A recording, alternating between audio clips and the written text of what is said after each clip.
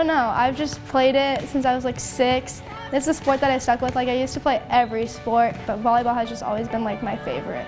At first, with volleyball, it definitely affected me because I had hit my head and I didn't want to like hit my head again, like going for a ball, and I didn't want it to get like any worse.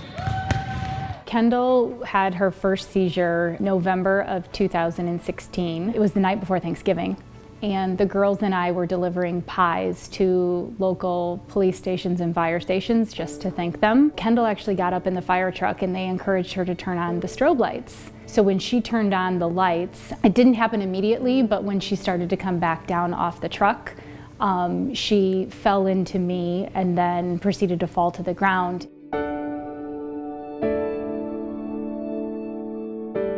At that point, we didn't know a whole lot about seizures. We didn't know why, we didn't know what to do, we didn't know how to respond, we didn't know if this was a lifelong disease, we didn't know what that meant. So it was a very, very scary, hollow feeling as a parent.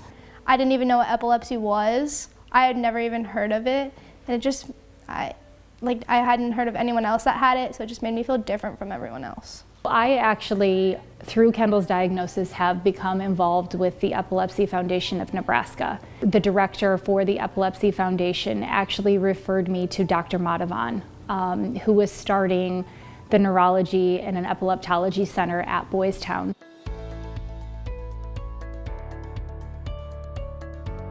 Do you want to tell me about your headaches, or do you want Mom to tell me about your headaches? She's amazing. So she's relatable. She is someone that listens to the whole patient.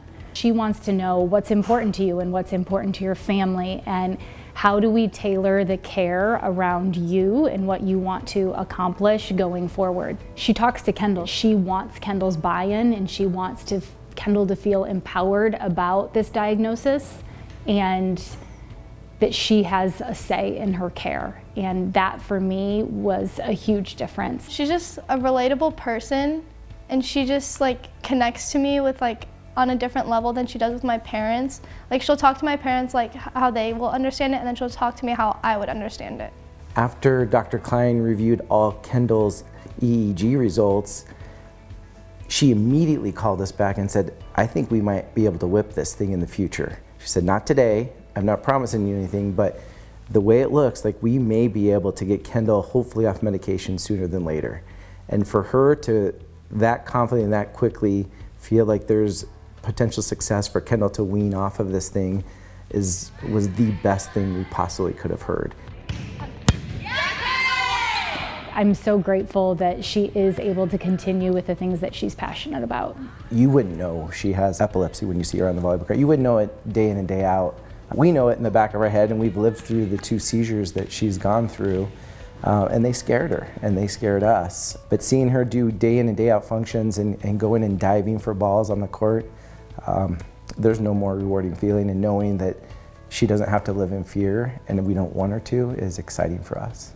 I think it's really easy to settle into care. Sometimes, and especially with Kendall's epilepsy being controlled, it would have been very easy for us to just maintain status quo and not ask for more for our child. And Dr. Klein, Dr. Madhavan, and everyone that we've had exposure to at Boys Town has really given me this assurance that I made the right step in converting her care over to Boys Town. Thank goodness for Boys Town, where we are today, and Dr. Klein, and where we're headed going forward.